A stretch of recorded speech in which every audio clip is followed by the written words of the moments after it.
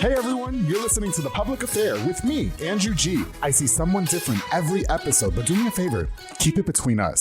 Hey guys, what's going on? It's me, Andrew G, and welcome to another, I should say, interesting episode of The Public Affair. Before we get started with this really informative episode, I definitely want to use this opportunity to thank you guys again so much for all the love and support. It really means the world to me that every week you guys don't let me down, you continue to watch, and I just really want to use this opportunity to thank you guys again so much for all the support. You guys are the best. I love you all so much. I can't say it enough, and exude how much I mean it. So thank you guys so much. Big shout out to Rogue Media Network, of course. We got Mike and Allison always producing and editing my episodes. We got Jeffrey here today. He's giving me pajama vibes. I love it. Hey, Jeffrey.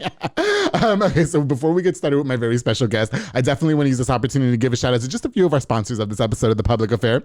This episode is brought to you by Four Brothers Construction with my boy Joe Olvera. He provides custom home designs and renovations. He also focuses on roofing, remodeling, plumbing, tree removal, electrical work, and so much more. Joe and his entire team of delicious men are building affordable dream homes for you. I love that.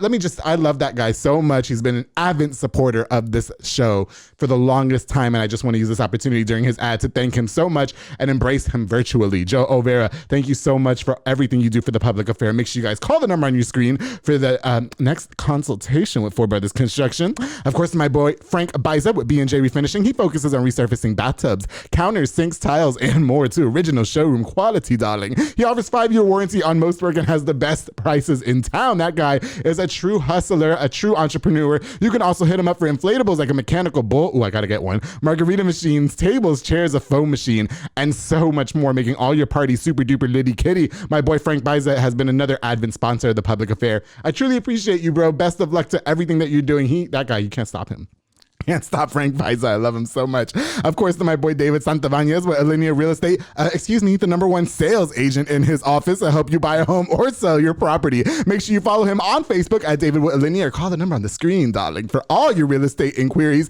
Me and David got to catch up the other day. That guy is doing really well. And we're actually planning a good old lunch at, you guessed it, Pee-wee's Crab Cakes on the Go in Hewitt, Texas with my girl Anika Armstrong, serving the most authentic Cajun cuisine, darling. We have to say that again. The most authentic Cajun cuisine with a wide selection of signature crab cakes, pasta, seafood, and more. My favorite is the blackened chicken seafood pasta. I love rolling around in it so much. And the top recommended is the Southern Fried Catfish Special, served with seafood pasta, potato salad, and 6 fried shrimp. The fish is topped with Who Dat sauce. I'm not going to tell you what it is because you got to head over to 108 Jim Drive in Hewitt or order online at orderpeeweescrabcakesonthego.com. My girl Anika Armstrong, she's about to have some brunch too. She's opening for brunch soon. My girl Anika's not playing games. Thank you so much for sponsoring this episode of The Public Affair. Of course, to Midway Nutrition with my boy Marcos Golero, located at 511 North Hewitt Drive. He offers meal replacement shakes with tons of different flavors and delicious teas, darlings. My favorites are the Honey Nut Cheerios, the Gladiator, and the Cherry Berry tea is absolutely scrumptious. Make sure you head there for your delicious meal replacement, especially when you want to look all snatched. You know, summertime's coming up, and he's going to help you out with that. My boy Marcos Golero, thank you so much for sponsoring this episode of The Public Affair.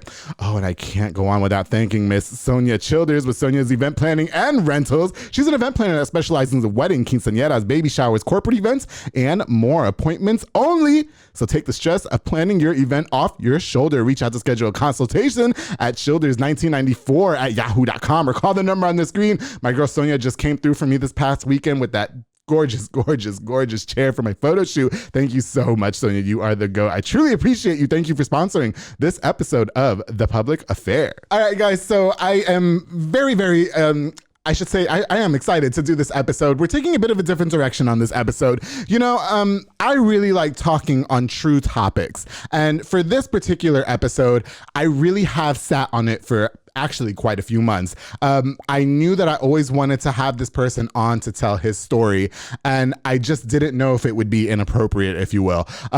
This person is a cancer survivor, and I really wanted to have this person on the show to tell his story about how he was able to overcome it all. I just felt like now was the right time. Recently, I've had a lot of family members affected with that disease, and I just really wanted to use this platform to help him share his story and hope give maybe help people give some hope, if you will, if that came out right. Okay.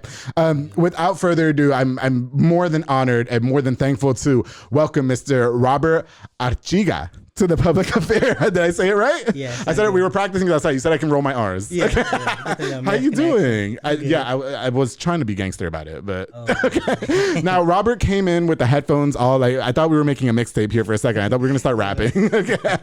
Now Robert, don't forget we got to get you to talk on the mic. All right. Okay. We want to hear you. Okay. No. Honestly, I'm. Like I was just telling the viewers, I was really nervous actually to hit you. I know we've met before in passing, and I really, yes, and I really wanted to have you on the show because I know that you're a cancer survivor. You're relatively young, and I know that that's a very sensitive subject to talk about. Obviously, it affects a lot more people than we want it to, and it's a disgusting disease. But you survived it. And I really hope that some people that watch this episode can, it'll kind of give them that string of hope, if you will, if that sounds right. Give them that fighting chance. Yeah, you know what I mean? And I'm sure it was difficult for you, and I definitely want to get into it. So first of all, just really thank you for agreeing to come on. I really appreciate it. No, thank you for reaching out to me. No, of course. It's an honor. Thank you. You watched The Public Affair. I know. I actually, not too long ago, I just posted that video of you. Yeah, I was watching DJ Renee. DJ Renee, DJ Axe. That's how Alex, we met. You didn't know who I was, which I was. Not that I didn't know. I just couldn't remember your name. Yeah. I'm that person. I know. I was supposed to be doing my school. I was working, and Nadia hears it, and what are you doing? You get caught doing something you're not supposed to. Right. I'm watching it. He was like, no, well, excuse me. The exact words were, and who's that guy? Okay. So nice. No, I'm kidding. And then now you're here. So it's, I'm really grateful. I'm really grateful because I've really felt like it was important to touch on this subject. I know I talk about a lot of real things on this show. And this is a real thing. Unfortunately, this is a real thing that people go through. And I just really just wanted to touch on it. But before we get started with all that, can we have you introduce yourself? Tell us a little bit about who you are and such, please. Life growing up. All right. I'm born and raised right here in Waco, Texas. This is my home. North side, south side, Belmead. I lived out there too. Oh, is Belmead like past East Side? Mm-hmm. Is that considered East Side or not? I don't consider East Side. You don't consider East Side. Once you pass over that little bridge, it's Belmead. Oh well, Belmead's the mud. Yeah. Okay, I learned that when the DJs were. Yeah, that's how I met Renee and Adrian and them. Yeah. I went to school with them. Okay. And so I'm born from here. Bradley's 28. I'm married 10 years now to my high school sweetheart. Shout out Nadia. She's so hot. I love her. Yeah. She be trying to work out. I'm like, no, you gotta slow down. Let me catch up. Nadia's working out. Yeah. Hey, please, I want to look like Nadia. Okay. Beautiful. She's gorgeous. And we got 3 kids: a 9-year-old, a 6-year-old, a 4-year-old. Boys, all boys. All boys. Man, they run me crazy. Oh, really? The little one. Have you ever seen on Facebook the little gorilla with the big gorilla say testing my gangster? Oh yeah. That's Jason. Oh, that's the youngest one. He tests me all the time. Man. Is he a back talker or what is he doing? Back talker and everything. I got electrocuted back in was it September? Oh, the week of September. I got electrocuted fixing my house. I was about to sell it. Yeah. And he bullies me, man. He'll come and daddy. Oh wow! I got electrocuted. He's funny, but he's that boy right there giving me a run for my money. Oh, okay, got you. The other 2, they're good. Yeah. Are you guys stopping, or are you trying to have a daughter? I can't have no more. We're gonna talk. Oh my God, I'm sorry. I'm really okay. We're gonna talk about why you can't in just a minute. Okay. But I apologize for that. That's completely spaced out. But hey, can we talk a little bit about your life growing up and stuff? So you mentioned that you are from Waco and stuff. What kind of person were you growing up? I mean, were you that kind of kid that was getting in mischief, or were you kind of a relatively good kid? Well, what's crazy, I was good up until like 3rd, 4th grade. Yeah. And something just switched in me. I just didn't want to take nobody's BS no more. I didn't care who you were, what it was about. I just wasn't going to take it no more. Oh, okay. I was a quiet kid. I actually didn't start talking until I was 5. Oh, right, really? Mom and dad, I don't know why. Then I had a tumor in my back when I was around that age. So I walked with like a hunch. Okay. It was about the size of a golf ball in my back. I got a huge scar. Really? Oh, okay. The same as I got 2 now, front and back. Oh, wow. This from cancer. That was from when I was 5 from or 6. the lump or the tumor. Excuse me. Okay. And so just in 4th grade, I just flipped the script and I just started getting a lot of trouble, talking back. Okay. I ain't really getting fights at that moment. I was just more talking back, just being rebellious. Okay, got you. 5th grade, got in more trouble. 6th grade, a little more. Then when I hit 7th grade, that's when I became started fighting a lot more. Right, okay. From 7th grade all the way up until I was 18, and all I did was fight. Did it stem from bullying though, or were you just being like? Well, I was always small, Oh, okay. See now, I was smaller than I am now. I was probably like 5 foot tall, not like 90 pounds. I was small. Okay, I was got real you. small. Yeah. And Oh, so you just had the little man syndrome, yeah, if you will. I guess so, Yeah. And everybody fought was bigger than me. I never really fought somebody smaller than me or Right. younger. And that just stemmed from me just being a protector. Okay, It's got crazy you. that my friend just got out of prison the other day and we were talking about it. Uh-huh. He blames me. He like, you fought because you Arechiga. Oh, wow. I'm like, nah, man, it's because of you. You know, Yeah, you fought yeah. somebody's girl or something. Okay. I had to defend you. Oh, so he went to jail because of you, is what he's saying. Come on. No. When we got older, I went to the good route. He continued. Oh, okay, got you. I just, as I got older, teenage and high school, my sister was a year above me. Yeah, we yeah. had the same friends. Right. And I just, at that time, I was a protector, Okay, I got wasn't you. gonna let nobody disrespect my friend, disrespect me, talk bad to us, especially if they weren't around. Okay. Then I was taught growing up, they get in that space. Yeah. You hit first, ask later. Oh, wow. Okay. So I hit first, ask later. And okay. Then my pops, he didn't make it easier. He told me, he always told me, do what you got to do. Oh, wow, really? So I fought, I felt like I justified it by saying, "What, Dad? You said do what I got to do," And then I slowed down when me and Nadia had Jordan. Okay. Right out of high school, man. Oh, so you guys were young parents. 18. Oh, wow. Okay. She got pregnant that April of 2012. Yeah. He came early in December of 2012, but that's what really slowed me down. Okay, got you. I would have been, if it wasn't for her, the baby, or Jordan, I would have been locked up there right now, honestly. Wow, really? Okay. I wasn't stopping. So having the kids just saved your life. Okay. Really, yeah. And again, turned around, whole 360. yeah, they say that happens. And then, a lot of the reasons it says that you were acting out that way or whatever is just really because you were just instilled with that mentality, right? Yeah. Would you say it was like the environment had anything to do with it that you grew up in? Or? Well, yeah. I mean, was home life pretty good and stuff? Or? It was good to a point. Okay. It started getting better, but as growing up as a kid, and my dad, he sold drugs. Oh, okay, got you. Every 3 months we were moving, man. Oh, wow. I was never in one place for too long to Right. to Belmead. Mm-hmm. But as a kid, I remember one time we were staying on Trice. The feds came and raided the house and took him in front of me. Wow. I'm a little kid, bro. Right. Did that make you mad? Did that make you angry? At law enforcement, it did. It did, okay. I seen them as It was like the bad guys. yeah. Okay. Because I was like, man, my dad just trying to take care of us, Right. And my uncles did it, my cousins did it, I did it for a little bit. Okay. So it's just something you grew into. Right. And my man, it was crazy, man. Growing up, you asked me what I wanted to do. I was a knucklehead, so I was like, man, I want to be a kingpin Waco. Ain't nothing gonna go on without me knowing about it. Oh, okay. So that was like your mindset. Yeah. But like as a kid too, you're not realizing, hey, that's not the way to go. Like, you know what I mean? It's like all the men in my family are doing this. You know what I mean? It's So all I I should knew. be doing it Yeah, too. that's all I knew. Oh, okay. No, but that makes sense. But now obviously you don't think that way. No, my dad. I said it got better later because my mom and dad started going to church, and Oh, good. they didn't start taking it serious till I was 18. Okay. So we lived our life, and Right. now they're big in their assistants of the pastors. Right, They right. run the HDR program out of church. And Okay. they're Christian people. They're good Yeah. examples. I look sure. up to them. But as growing up, it wasn't there. So kind of like, dang, why can't you have this when I was a kid? Right, right. I probably would have turned out a lot different. No, but like, don't you agree that maybe do those that. things happened for a reason? Yeah. Do you know what I mean? It Like, made me, yeah, it made me firm, made me tough. for sure. And that's part of reason why I believe, I made it through a lot of things I did go through. Right. Yeah. My mentality of, you hit me hard, I'm gonna hit you back harder. Okay, got you. So that helped me get through a lot of things. Right. Okay, so you know what? That's a perfect entryway to start this next topic of the conversation. So I invited Robert Arechiga to the public affair. Like I mentioned earlier, Robert is a cancer survivor. Okay, and I understand that once again that is a very sensitive topic, but I really want to thank you for agreeing to come on because I definitely have questions about how you were able to overcome it. So starting with getting diagnosed with cancer. Okay. So how old were you? Because you were relatively young from what I understand. At that time, it was 2017. I was just turned 22 that year. Okay. Yeah. And so you guys only had one child at the time, right? Or two? We already had two. She was pregnant with the third. Okay. We had Jason in May of 2017. I got diagnosed at September, October of 2017. Oh, okay. Got you. Yeah. So how does that whole thing happen? I mean, and first of all, let's start with, how did you find out?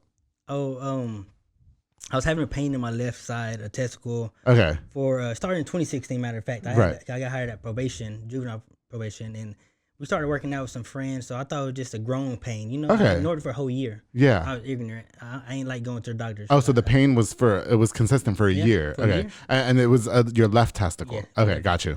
And I ignored it for a year, man, because Uh-huh. I don't like going to the doctor. In my family history, there's a kidney failure, diabetes, Right. liver cirrhosis, stuff like that. I just ain't want to deal with, you know.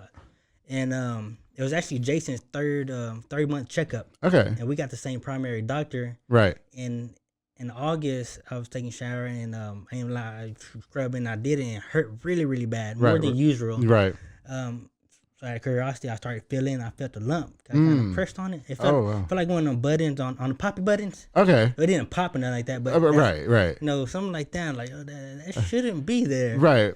And so was there no visual sign? I mean, okay, got you. I was good, bro. Right. I was fit. So you don't even like right. Okay. And I was the type of person, as a teenager, I was outside with no t-shirt on in the cold playing football with my friends. Oh, okay, got you. I couldn't catch a cold, couldn't catch a strep throat. I didn't catch from my mama. I just couldn't catch no sickness. Right.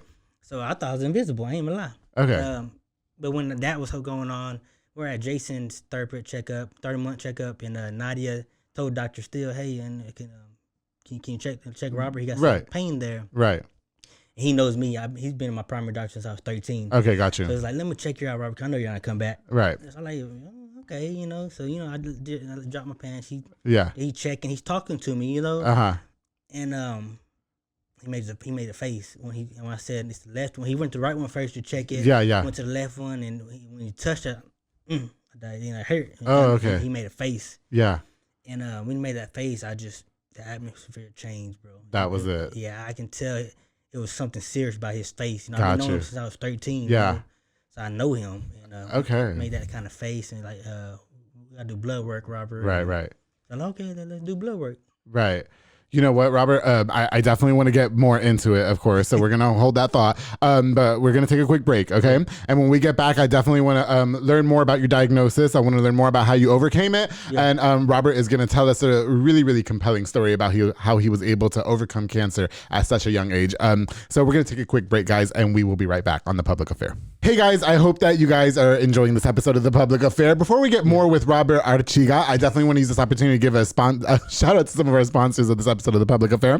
This episode is brought to you by my boy Sid Rodriguez with Elite Barbershop located at Hewitt Drive. You can call the number on the screen to book or download the Cut app, and walk-ins are welcome as well. He also has Marcus Guerrero, Chris Reyes, Santos Cordova, David Rodriguez, Isaac, and two new barbers, Clint and Isai, over there cutting your hair, making you look super duper snackish. To Elite Barbershop, thank you guys so much for making me look really, really good on all my episodes of The Public Affair since the very beginning. Sid Rodriguez, you're the GOAT, bro. Keep your head up and keep doing you. I love you, love you, love you so much. Of course, the Banda's hauling service with Julian and Ana Banda. They rent dump trailers. You fill it up and they haul it away. They also do junk removals and tree brush removals and haul cars in and out of town. Make sure you book now with the number on the screen. I always feel like that's that company you don't feel like you need until you actually need it. Sometimes the city's not coming to pick up all that stuff. You got to call Julian. Julian's got your back, bro. Thank you so much, the Banda's hauling service, for sponsoring this episode of The Public Affair.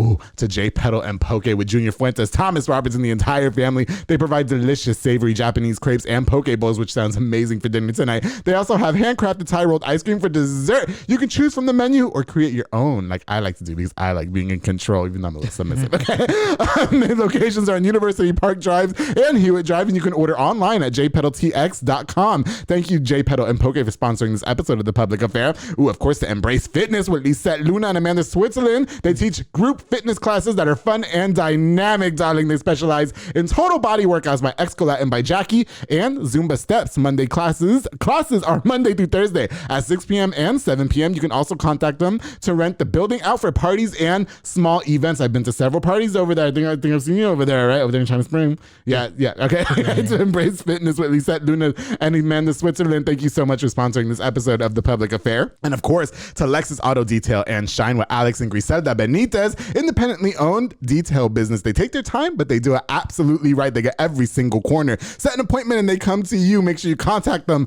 on the number on the screen. To Lexus Auto Detail and Shine, thank you guys so much for sponsoring this episode of The Public Affair and for making my car look super snackish. I appreciate you guys. All right, guys, we're going to get right back into it with Mr. Robert Arechiga and his story about surviving cancer. Thank you guys for tuning into this episode. Here we go. Hey guys, welcome back to this episode of The Public Affair with Mr. Robert Arechiga. Before we took off, Robert was just getting to where he was telling us that the doctor was feeling his left testicle and then detected the cancer. You mentioned that the atmosphere changed, and you said that in his face you can tell that something was wrong. Is it just a heart dropping moment for you, or can you explain to us what was going on at that moment for you? At that moment, I just knew something was wrong. Okay. And it wasn't gonna go away by itself. Right. Then when he said let's go do blood work. Okay. Even then, we did the blood work, and I had to wait for the results. It's not like he knew something was wrong, but he just didn't know what it was. So we did the blood work, and we went back like a week or two later, and that's when he told us the news, Robert. That I had that my blood work showed that abnormal cancer. Okay, gotcha. And Nadi went with me, my wife. She went with me, and she actually was the one that cried about it. I didn't cry. I just kind of okay, sure. But did you have were you feeling emotional at that moment, or did you just have because you mentioned growing up, you always had this tough exterior that you had to be tough about everything. Yeah. Were you just trying to stay strong in front of your wife, or inside were you breaking down? Yeah, exactly. He said, my wife's there, she's crying already. Me being the man, I couldn't break down in front of her while she's already crying. I had to be tough, not for myself, but for her. I had to comfort her, even though I'm the one getting diagnosed with it, and she's crying. I'm her everything, I'm her man, and so I stayed tough for her. And it was crazy. I took a picture while she was crying to help myself laugh. Oh wow. It was mean, but I couldn't break down at that moment. Okay. Well, everything at this point is just kind of like a defense mechanism for you, or a coping mechanism. Yeah, a denial. Complete denial. Right. So you didn't want to believe what he said. Yeah, I couldn't. Okay. I mean, like I told you earlier, I couldn't catch a cold outside playing with my shirt off, playing football in the cold. Mm-hmm. Not let alone you tell me I got cancer. And then I think it's important to note too that you were 22 at the time. Yeah, and I think a lot of people think maybe that it's only a disease that maybe older people get. You know what I mean? My grandma, she had the kidney failure, and my grandma, she was old.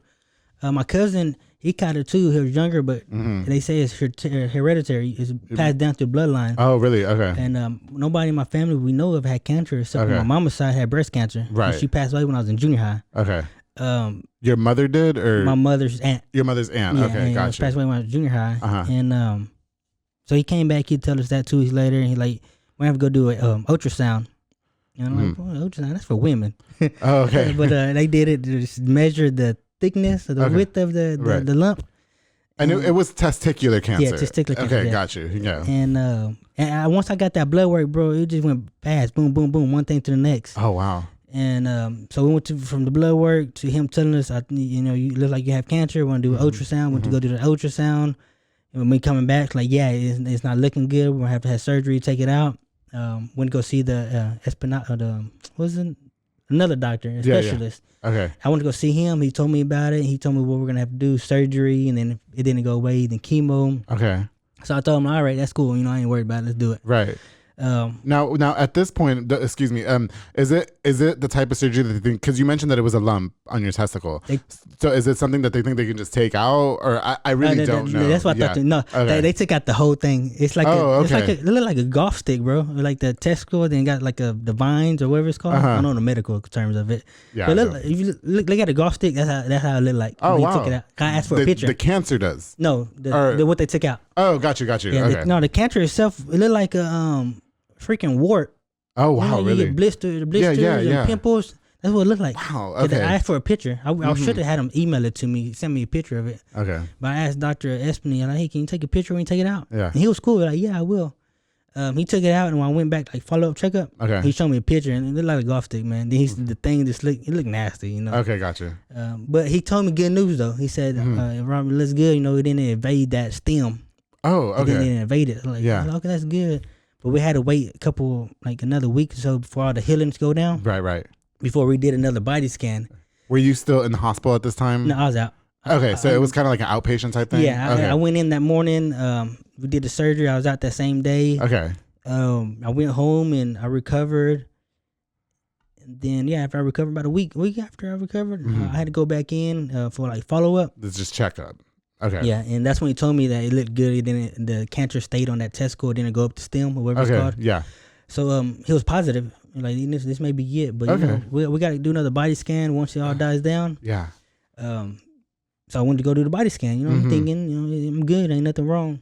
And that's when they seen that it skipped all that and went straight to the lymph nodes in my kidney, around my kidney. Oh wow, okay. Which, from my understanding, isn't supposed to happen. It's supposed to leave a trail. From the way he explained to me, he leaves it like a cookie trail. Like it was supposed to leave. That's why he was so positive. Yeah. Okay, got you. And, then that's when I went back and he said, it grew into lymph nodes there, and you're gonna have to do chemo and radiology. Oh, okay. And that's not his expertise, so I had to go see another doctor. And I went to go see him.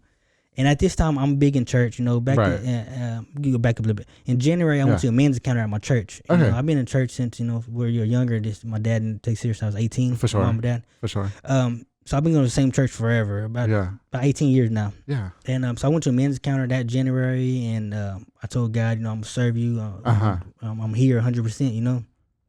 And there's a part I can't get too much into, but there's a part where we make a pact with God, where we grab. They say kind of put your hand there, and God, one woman, one guy, one woman, one purpose type of oath, saying I'm gonna serve you and be faithful to my wife. Oh, got you. Okay. And this ain't my first time being to a men's encounter, but this is the first time I grabbed myself, because back in the day, that's when they made an oath. We make oath to each other. We won't grab. I swear on my kids, basically. I'm gonna come through on this promise. So that's what it is with God, And that one time I grabbed myself fully, grabbed myself like, God, I'm gonna serve you for real about this. And that's in January. So then got diagnosed later that year. And it's just all ironic, bro. It's like, I'm thinking, you make that pact, okay, and then months later you get diagnosed. Yeah. So are you looking at life different at this point? Are you just kind of like maybe losing faith, if you will? Like, why is this happening to me? Like, you know what I mean? Honestly, no, I didn't lose faith. Oh, okay. That's good. I thought when they first told me, I denied it because it wasn't real to me yet. Right. It wasn't real. Now I prayed about it because it's real big. So I prayed about it. And I was believing what I wanted. What I wanted was God sent a prophet, whoever, a stranger, just come pray for me, touch me. You're healed. God says you're healed. You don't got to go through that. That's what I wanted, bro. Yeah. That's what I longed for, to be honest. Right. Because the Bible says he can do that. For sure. For sure. So I wanted that. So I denied I had cancer, because you have power in what you speak. So I denied it, verbally denied it. And then when he told me it looked good, I was like, okay, yeah, God's coming through, Okay. Then I do that body scan, and it shows us in my lymph nodes by my kidney. Then I go to Dr. T, as an Indian man. He's pretty cool, but real. He's real. He ain't no sugarcoat nothing, beat around the bush. Right. And we were talking about it, and I told him, I was like, what if I deny going through this chemo? He's like, what you mean? Like, what you mean deny? Like, not go through it? Right. And I believe God's gonna heal me. What if I deny not to do this? And basically said, that's your faith. Whatever you want to do. Okay. And I was like, okay, well, I believe God's gonna heal me through this anyway. Okay. So you were gonna reject chemo? Yeah, honestly, yeah. That's my thought. I wanted, like I said, I wanted God to heal me. I didn't want to have to go through that. And that was at the end of November. Right. And I had to go to chemo December 17th when we set it up. Oh, wow. December 17th. Right before Christmas. Yeah. And after my son's birthday. It was a Monday. Yeah. I think it was the 17th. I know it was a Monday, though. Okay. It was a Monday. And my first day I went, my mama with me, my dad with me, and my mama, she's a nurse. So she wanted to go make sure they're hook me up everything. Oh, okay. She want to make sure they're doing everything right. Yeah, I'm my baby boy. I'm my only son. Of course, yeah. She's rear guarded with me. Okay. And what's crazy is she prayed that when she prayed for me, she was asking God to take it from me and give it to her. Oh, wow. And, basically, she said God told her, "This ain't your battle. Oh, okay. This ain't your fight. I got him. Don't worry." Which is, anyways, I went, man. Yeah, I was getting emotional for a second. Oh my goodness. Okay. And I don't know how that just touched me. All right. And I went that first day, and like I said, I was denying it. I was praying that God was gonna stop me before I got there. Because I had it every time I went, they were doing blood work to make sure the levels were right. Right. Well, they weren't right; they were always wrong. And this is again when they're just telling you that it's spread to your kidneys. Is that correct? Yeah, like month after. Okay. Yeah, gotcha. month after. Yeah, all that happened within from September, October to December. Gotcha. We're getting a toe, getting a surgery, and so I go see Dr. T first. I got to do my blood work, and I'm sitting there in the chair. I walk in, this little cubicle, there's somebody right there, and me. I got they let my mom and dad go back there because it's my first time. Right. And I'm sitting there. They're about to hook me up and everything. They're waiting for my blood work to come back. And so I'm thinking, like, no, it's not come back good. I might have to go through none of this. I'm good. Okay. And no, it came back. I still had cancer. So they're like, okay, let's hook you up to this. I'm gonna give you this chemo treatment, a very aggressive one.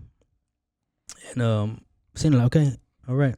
And can you explain to us what exactly is the process in taking chemotherapy? Oh, well, on my way, I didn't get the port at first. Okay. Usually people have a port. I want to get it a week later right here, but since I didn't have it, they find a good vein. Yeah. They like an IV. They stick you with it, then they hang it up. But the liquid, the chemo ice, cold as ice. Oh wow. Cold as ice. You know, they just get it out the freezer or fridge or whatever they have it in, but it's cold as ice. And like IV, they make sure it's a good flow. They put it out, and they shoot that saline in it, and make sure it's all clean. Because I didn't have a port, they had to stick me in my veins. Right. And because it was my first time, I was nervous, I was anxious, I was scared. Honestly, I was afraid. Yeah. I was afraid, man. Okay. And like now it's kind of setting in. Is that fair to say? Like this is actually like really happening. That's when I was like, God, show up, And it really hit in when they stuck me. The first needle. I don't like needles, bro. Yeah. Oof. I never really liked shots. I really never liked needles. Yeah, for sure. So when I want to find a good vein. This is my good arm. Yeah. I always get poked here. I even got marks from how they poked me. Yeah. And they couldn't get it. Yeah. My good vein that is easily withdrawn from, they couldn't get it. So my total probably poked me like 5-6 times right here. Oh wow. Okay. Then they jumped to the other arm, another 5-6 times over here, and when they went back, they had to get like a new nurse to come in. She got me on this one, and she flushed. It was all good.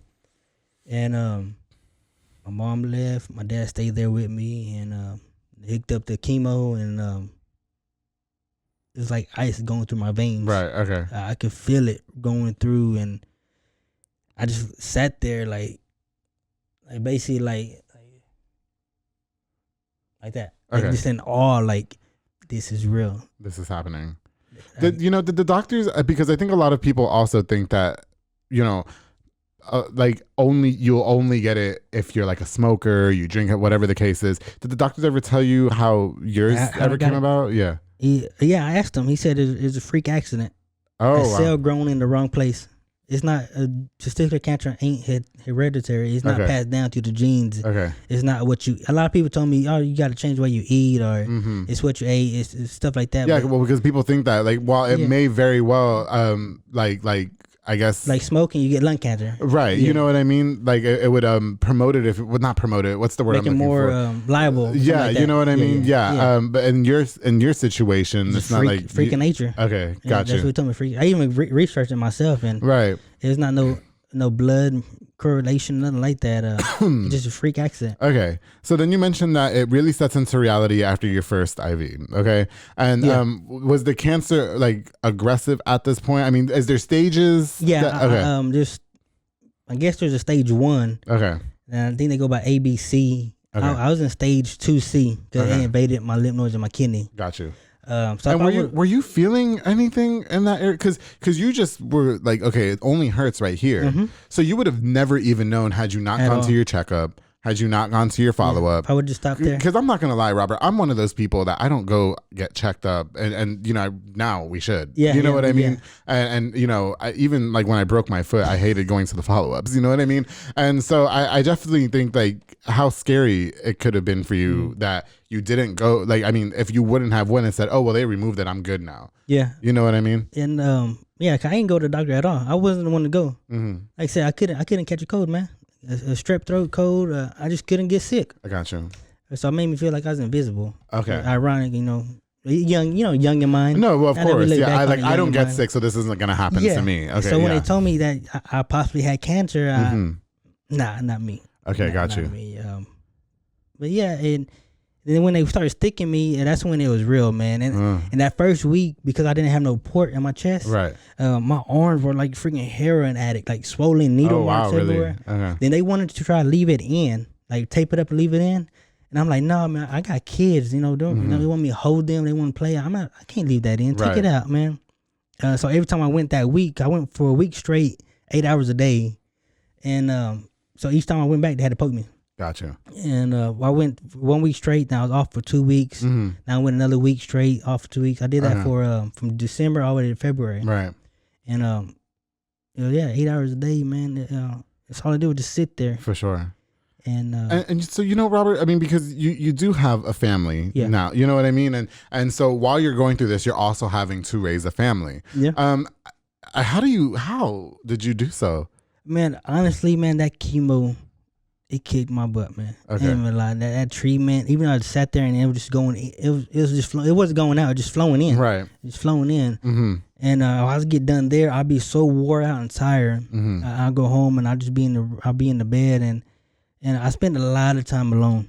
A lot of time alone, man. I could hear my kids playing in another room. I could hear Nadia with them. And at that time, my sister, my mom, and dad moved in with me to help, keep things afloat, my bills and stuff. So I'm like, it's like, bro, I'm like shout in the out room. To the family. Yeah, I'm sure that was difficult. Yeah, if it wasn't for them, I wouldn't have made it. Especially my little sister Felicity. She was like my wife and her Felicity. There were some strongholds for me. Yeah, for sure. It was sucked about it, man. Felicity, my little sister. And as I got more into my chemo treatments, the less I wanted to go. The more I wanted to stop. Right. And she didn't have really a job at that time, so she was the one taking me, man. 90% of the time, she was the one there with me. Right. Not even my wife went once or twice, but she was with the kids. Right. My dad went a couple of times. My mom went once. My grandpa went a couple of times. Nemo, my homeboy, he showed up. He went twice. Okay. And then a lady from church came up once because she was my mentor when I was a kid, and she wound up getting diagnosed with breast cancer. Oh, wow. Okay. So she knew exactly what I was going through. Right. And so she showed up once to talk to me about it that first week. But my little sister took me 90% of the time. Yeah. And I remember, man, asking her, I got 3 sisters. I'm the only boy, 2 older, and Felicity the younger one. So I remember one time going in the car. It was a morning time. I was really feeling it. And I was like, where they at? And then I drowned in Max, like, where they at? And they haven't checked on me. I haven't seen them. Oh, okay. And she kind of just, like, I don't know, they're around. I'm like, all right. And because my little sister, I can't let her see me cry. Right. So I would look out the passionate window and, man, just remember balling, bro. I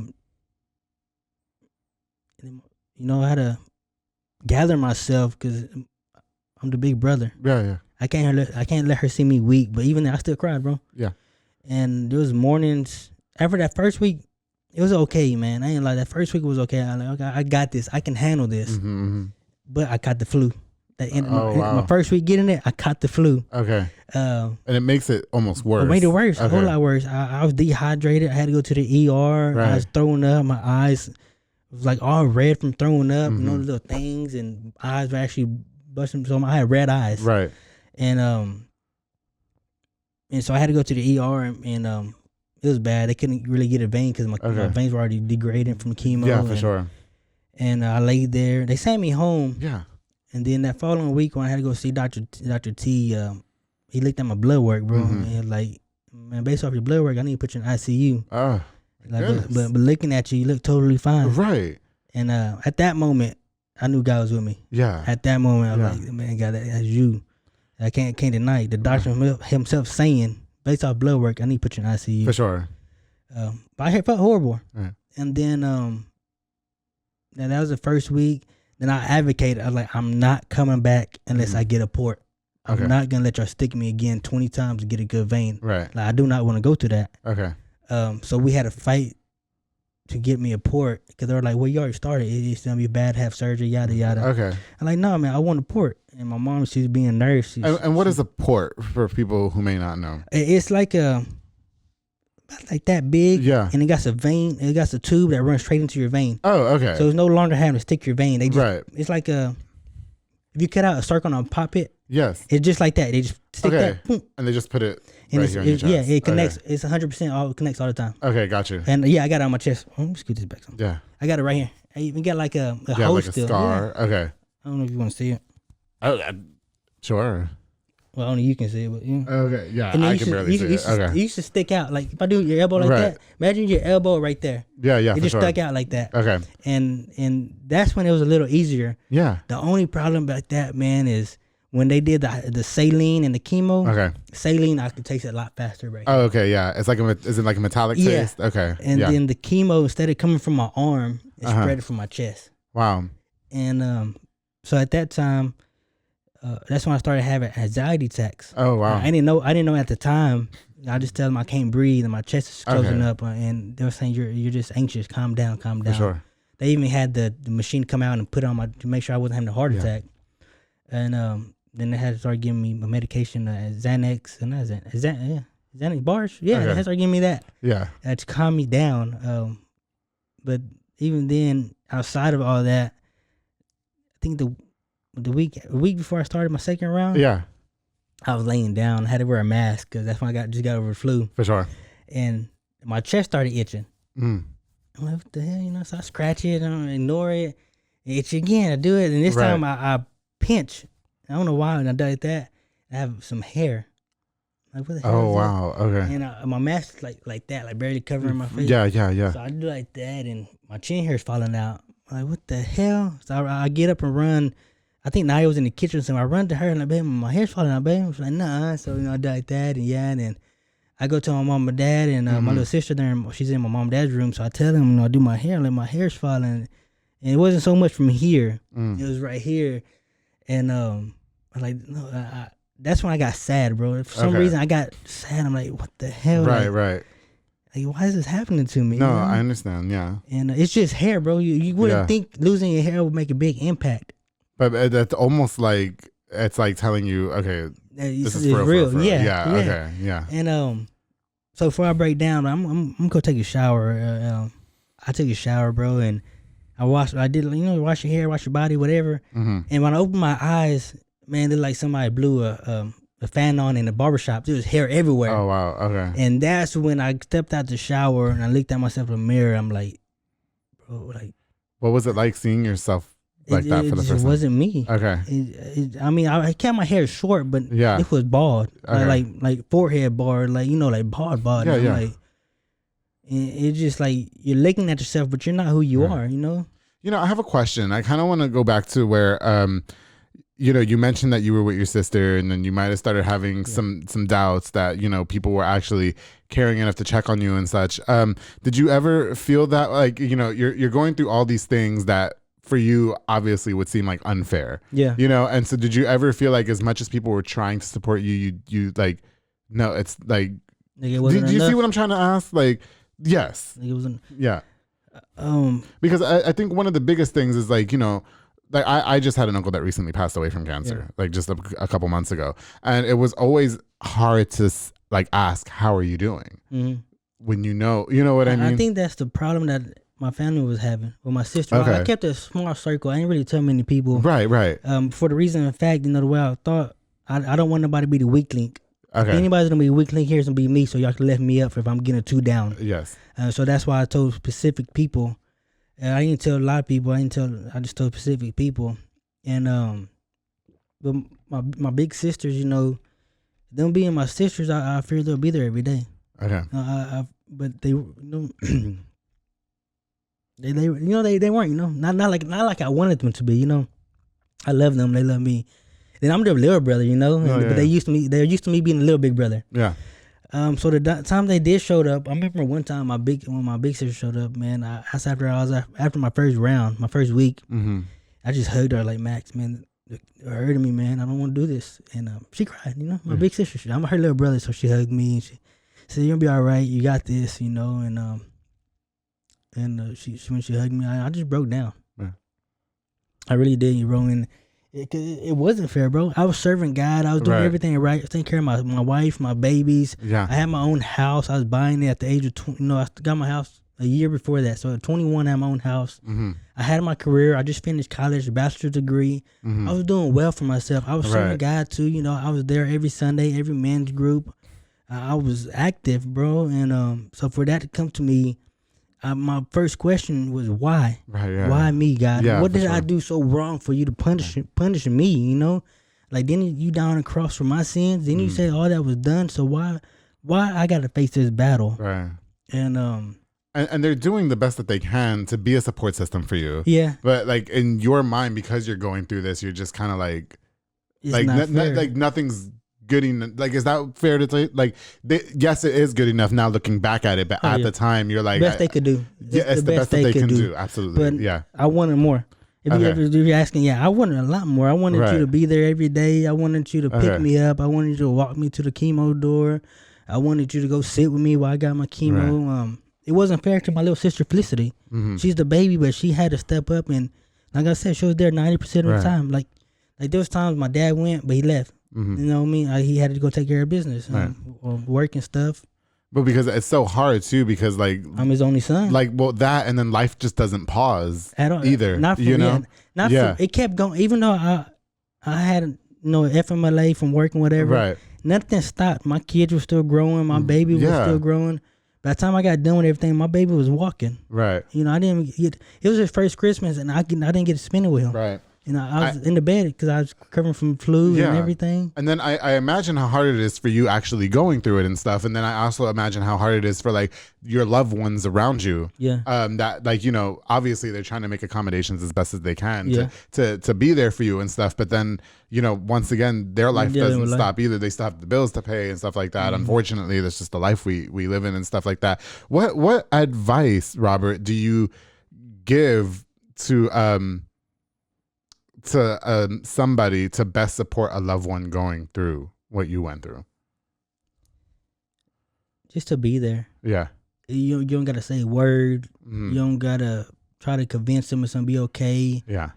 It's just being present, bro. Right. That's what matters, being present. Letting them see you, because when they're ready, they're going to reach out to you. For sure. And want to talk to you about it. But if you're not there, then who they going to talk to, you know? Right. And your family did. Yeah, I mean, a lot of your friends. Yeah, it sounded friends, like Nemo showed up for me. My sisters. A lot of people were there for you. Even my friend that was locked up was saying his dad to go check on me. Right. You know what I mean? That's real love. For sure. And for Noel, he's been my brother since I was in junior high. It's almost like an experience. Like you really know the people that are really there for you. Yeah, really show up for you. Yeah. And when I rang the bell, a lot of people showed up. Then my aunts, my cousins, Noel, Carlos. We had him on the show, Carlos. Oh yeah, I love that. One of my friends, we broke bread together, so they showed up when I rang the bell, and my sister made a sign. My brother kept catching the balls. Yeah, I had ball catcher, you know. So she made that's cute. I'm not gonna lie, that is cute. Yeah, that was nice for her. Yeah. No, I do want to, talk about you ringing the bell and stuff. So obviously you're now cancer free. They call it remission. They call it remission. I call it healed. Medically, they say remission. I say healed. Okay, got you. Can you talk to me a little bit about just, before we wrap up, you going into remission, I guess, again, I apologize for not, and then you getting to ring the bell and everything's over. So what's that all, like, how long was it before that happened? January, February, end of February. Oh, wow. It was 12 weeks. Yeah. Okay, got you. 12 weeks. I rang on the last day of my chemo, which is February 23rd. So it was a 12-week process altogether. And when I rung it, I thought it was done. Mm-hmm. I honestly thought it was done. Mm-hmm. I didn't have to worry about it no more. Like I said, I thought, my understanding is I was healed, but they called it remission. Right. So after I rung it, they still told me you had to worry about it coming back. So you got to come every 3 months for a checkup. Okay. And every 6 months, then every year. As you get further out, you drop down. How many times you got to go back? Okay. But when I rung it, man, it felt like I just run a champion, man. Yeah. I was happy. For sure. Even though I couldn't really express it because I was so tired and wore out, I was happy. And I had family that would celebrate with me. And it was, it's just like, you won a championship, man. You just ding, ding, ding. Yeah. And everybody, the nurses, everybody come and congratulate you and tell you good job. At the same time, it's like, dang, this is all I get. To ring a bell. That's how it signifies I beat cancer. Like, there got to be more. Okay. It wasn't though. It was just ringing the bell. Right. I mean, but even then, that's good enough. It's good. Yeah. And then family was there. We took pictures. We celebrated. Right. But even then, there was some backstory behind that isn't really part of my story to tell. That affected me with God. Okay. I'm like, how can you? It's kind of like, how can you heal me but not them type of situation. So I had to deal with that in a separate way. Well, you mean when you say them, are you talking about other people that are going through this as well, or no? I had I knew a little girl. She got sick the same time I got sick. Oh, wow. Hers was a little different. Okay. But the day I rung the bell was the day she passed. So wow. And I knew her. I know her family and everything. They're real close to me. I love them. They supported me and my mom, and we support them. Their family. Yeah. And so the day I rung my bell, it was joyful. Then later the day we get that news. Okay. And it hit me more because I'm like, how can you let me keep going? Why not her? So I had to deal with my faith, And that's when it's really, like you said, faith battle. Okay. But that's when it really hit me. Right. Because it wasn't fair. Well, because a lot of people, I feel like, would lose faith at that point. You know what I mean? Yeah. Because it's like, how can I continue to pray to you, healing this when this happened on the side? Yeah. Like I said, it's not my story to tell, but it connects with me. Okay. Because how can I really celebrate and say God's a healer when he didn't heal her? But even then, our job is to pray. Okay. Our job is to believe. It's in his hands. Mm-hmm. That's what the Bible says. Right. To pray. Okay. So I live with that. That's why for the longest I never told nobody about my story, bro. Okay, gotcha. Cause I feel my story's wrapped in with it. Okay.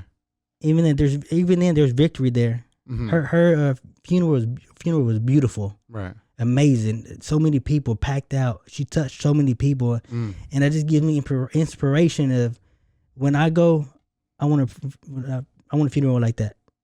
I want to know that I touched a lot of people. Okay. If she can do it in her time frame of a few years. Yeah. Then what can I do with all the time God's given me? Okay.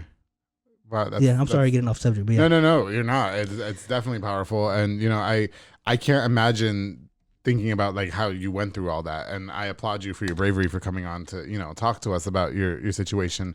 You mentioned that you're in remission right now. Yeah. So how long have you been in remission? 4 years. 4 years. So now I'm down to once a year. Okay. So that's some pretty good stats going for it. Yeah. Have you had to make any major life changes post ringing the bell and stuff like that? Like in regards to like taking care of yourself more? Like, I mean, are you still, you know what I mean? I gained some weight.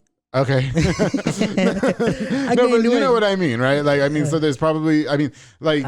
I know what you mean. Yeah.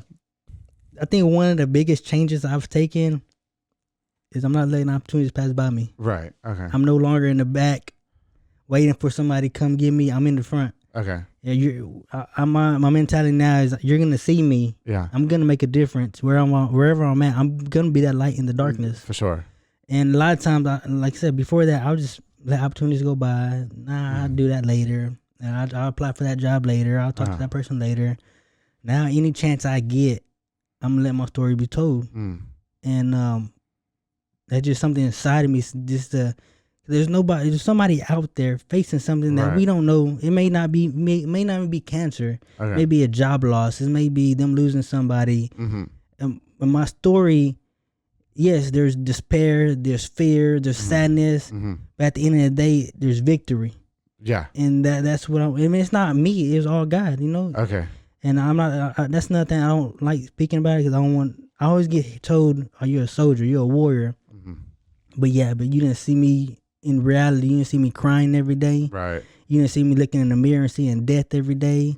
It wasn't my own strength that got me there. Gotcha. It was part of my belief that got me there, and God was gonna carry me through it. Oh, wow, Robert, that is some powerful stuff.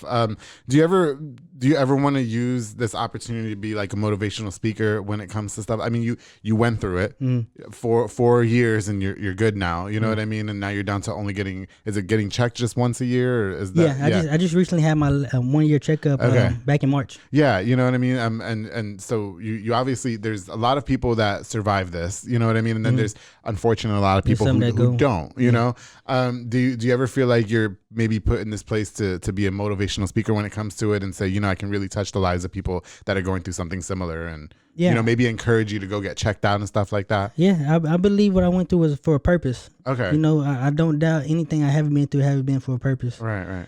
And what the hardest part about I believe is speaking to somebody about it is when they lost somebody behind it. Yeah. It's kind of it gets that why'd you survive and not them type of feeling. I've been asked that too by people that's close to me, like, why'd you survive? And it was a hard question to ask because honestly, I can say I'm a fighter. I was born fighting, and I wasn't gonna take no loss. Okay. But at the end of the day, it could have went left easily. Absolutely. Easily. Yeah. There was times where I felt so weak to breathe, man. Right. Times I told you, this time I thought of suicide. I never thought that. Right. I was never one to think about taking my life ever. Right. But during that time frame, you don't know how many times it passed my mind looking at the closet. I'm like, I can end this all right now. Wow. I don't got to go through this. I can end this. And it goes back to saying when I was asking you earlier, because you're going through this situation that's obviously very traumatizing and such, and you're almost put like in this negative mindset where like the people around you are doing the best they can, but you are feeling like, no, you're not. And this is all unfair. You know what I mean? And now I'm like getting thoughts of suicide almost. Do you see what I'm saying? Like, and do you think back at those moments and say, wow, like I really did overcome this and the people around me really did the best they could. You know what I mean? And now that I think about it now, I see it as I take the harder route. Mm-hmm. It's easy. I'm not saying it's easy to die, but it's harder to live. Okay.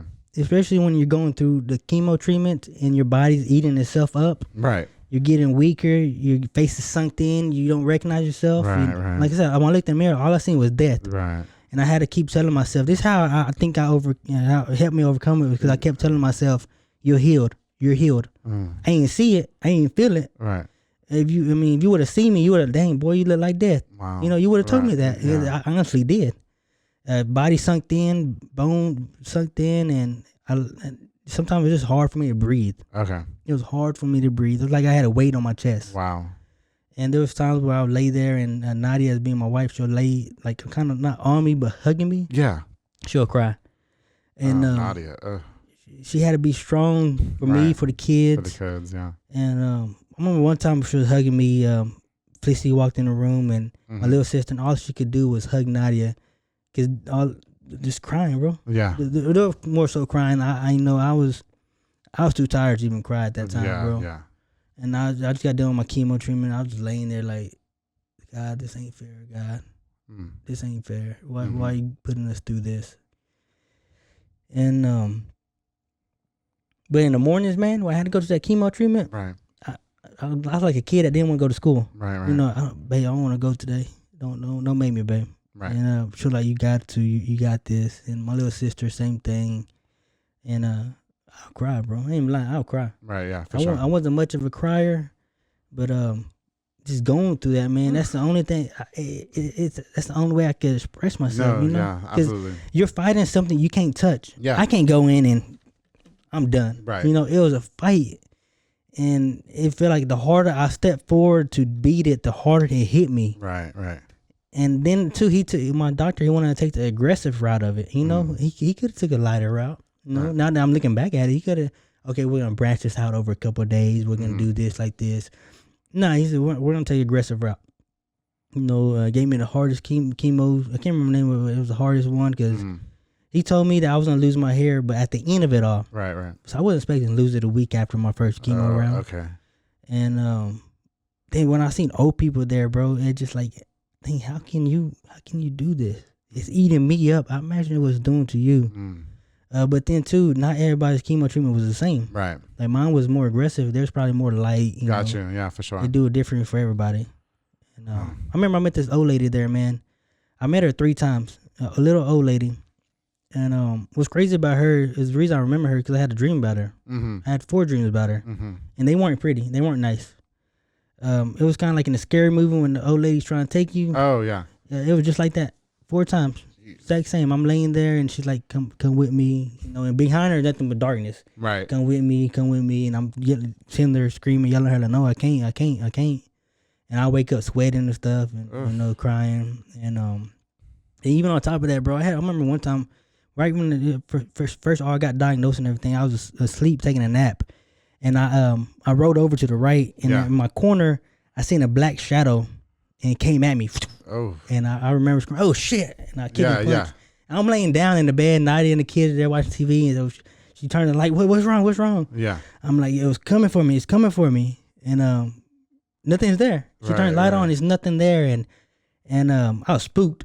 Yeah, for sure. Spooked. It's like, you know, like you go to Camp Park when you're younger and you get scared and you just kind of like have to chill. That's how I was. Okay, I got you. And I was afraid for no reason. Yeah. It just spooked the crap out of me. My mom and dad got there, you know, they prayed for me, and that you know, that's why I knew it was gonna be a fight. It wasn't gonna be easy. Okay, but you made it through it. Yeah. And I'm so grateful to see that you look healthy. Oh yeah, I gained some weight. You look great. I'm so sorry that you and your family had to deal with all that. And I'm just so proud that you're alive and well. And you know, I really hope that you can really help touch and inspire people that are going through this, that might be losing hope, that, you know, are going to throw in the towel like you said you were going to. And, you know, like, just keep fighting. That's the worst thing we can do, man, is give it up. Yeah. Worst thing. Gosh, Robert, unfortunately, we have to wrap up.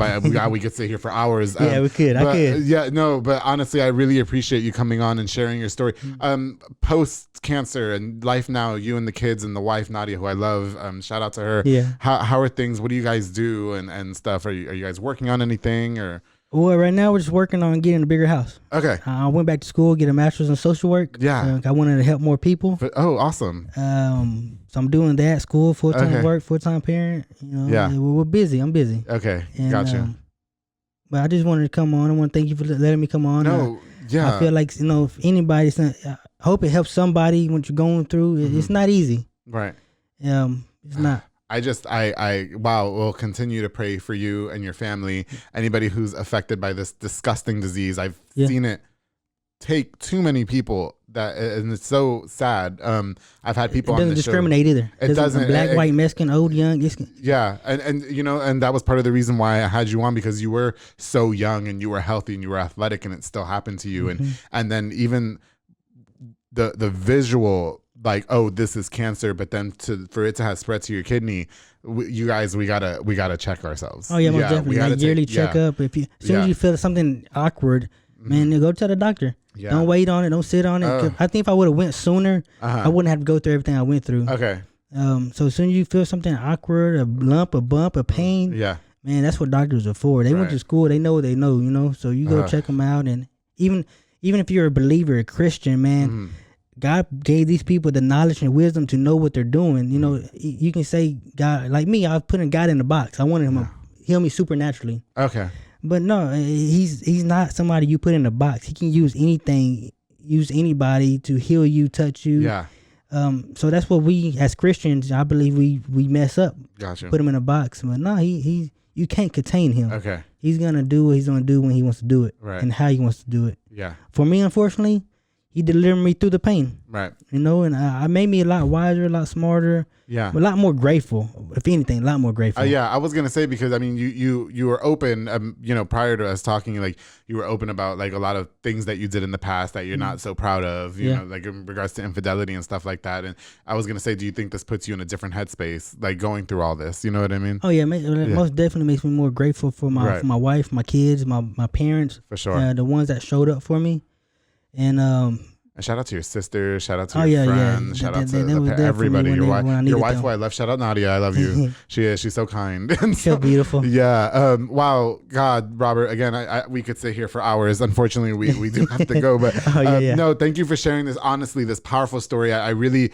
you know, like I said, we touch on real topics here on the Public Affair, and while most episodes are a lot more inappropriate, you know, this is a real situation that people are going through, unfortunately. And it's out there. Yeah, it's out there. And you know, guys, let's just keep faith. Let's stick together. And anybody who needs a support system, you know, reach out to your family, your friends. Yeah, most definitely. I think I made a mistake of keeping it closed. Okay. Because after I got done, there was a lot of people reached out to me like, bro, if I would have known, I would have been there. Right. You know, and But everything happened for a reason, for sure. Everything happened for a reason. And God, and Robert, you know, if you got, just thank you and for sharing the story. I tried not to cry so many times, okay? But no, you're definitely a warrior. You're definitely a brave person. You're definitely strong. Yeah. I wish you and your family nothing but health in the future and success. And God, thank you. Thank you so much for this very glory to him, man. Yeah. Is there anything you want to leave us with? Anything last minute shout outs? Any like words of encouragement? Anything like that? Yeah, man. For the ones that are going through it, cancer, like I said, cancer, dysphagia, loss, whatever. Mm-hmm. There's a reason behind it. Don't be afraid to speak on it. Mm-hmm. Don't be afraid to ask for help. Mm-hmm. You know, with cancer alone, it's scary. You hear that word cancer, you get scared. You freeze up. But even if God don't heal you how He wants you, like how you want to, it doesn't mean that He's not with you. Okay. He's gonna be there. He's gonna guide you through it. And most importantly, don't lose faith. Don't lose hope. Right. Always fight. Even if you gotta kick and scream to the finish line, cry every day, just keep going forward with it. And reach out to your family and loved ones. Know that they're for you. They're support. It's about that support being there. Even if you don't want to talk, just have them there. Right. And it'll all work out. And give a shout out to my wife. I love you, babe, Nadia. And my kids, my sisters. You know, my mom, dad. Andrew, thank you for having me here. I know your name now. Okay. Robert, don't get beat up after this, all right? No, but thank you it was an honor. When you reached out to me, I was like, what do I got to offer for you? Goodness. No, it's an honor being here. It's definitely something I just felt like in my soul I had to touch on again. And unfortunately, it's something that's affected my family and some close loved ones all too often in the past few months. And I've been quiet about it as well. We got to speak out about it. We have to. Somebody needs to encourage me. This is a disgusting disease, but I'm grateful to know you, and I'm grateful that you came on the show to tell your story, and I really hope that it can touch some people and give people some hope. Wow. Okay. Robert Arechiga, I'm trying not to cry. Shit. Okay. Thank you so much for coming on this episode of The Public Affair. Okay. Thank you to everybody who tuned in and watched this very, very important, informative episode of the show.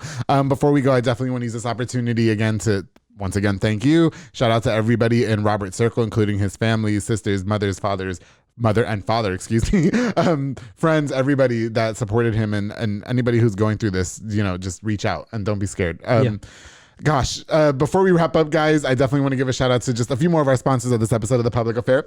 This episode is brought to you by Soko Soccer Academy with Dominic Gutierrez and Ariana Gutierrez, located on Franklin Drive. They offer team, small group, and individual skill training. They also have elite skills training to make your kid a superb star athlete. They also have open play on Monday nights and Wednesday nights for ages 16 and older at 8:30 with Coach Amaro. I call him Silly Benz because he's Silly Benz. It's only $5 to play. Make sure you follow on Facebook at Soko Soccer Academy and on Instagram at Soko Soccer 254. Thank you, Soko Soccer Academy, for sponsoring this episode of The Public Affair. Of course, to Boyle Box and Audio with my boy Jeffrey Monreal, home for all your LED needs and auto accessories, installation of stereos, door speakers, and audio systems. He also specializes in building custom subwoofer enclosures and much more. Definitely a jack of all trades. And if you want your car looking super snackish like mine, you're gonna hit up my boy Jeffrey Monreal, your one-stop shop to get everything done in one roof. Don't you love him? I love that guy. I know him too. He's the kindest person. Oh, I love him. He's so smart. He did my tent. Yeah, mine too. Yes. And in my car. And let me not go there. Okay. Jeffrey Monreal, thank you so much for sponsoring this episode of The Public Affair. And of course, the Fat Boy Michelada and Botana, my boy Junior Banda, who provides the best Michelada and Botana plates for yourself or for a party. He has a menu of tons of different items, including Botana bowls, chamoy, pickles, and more. And he's constantly working on more things. He's locally operated, so make sure you get the best and not the rest. Follow on Facebook and Instagram at Fat Boy Michelada y Botana and place your order now. Now, can I just say, Junior Banda, be checking on me. That guy supports this show like, jeez, I love that guy. Thank you so much, Junior Banda, for all your support. To everybody who tuned into this episode, thank you guys again so much for taking this direction with me. It was definitely sensitive. It was hard for me to try and touch on, and I really hope that, I'm thankful that you came on and shared your story, and I hope I made you feel comfortable. And I just believe somebody got to hear it. It helps somebody. It helps somebody. I agree. Even if it's just one person, and we did our job. We had this. I had to use this platform for this. I'm sorry, I just did. You know what I mean? So Robert, thank you. Thank you so. I'm trying. Okay. And don't forget, darling, to always keep it between us.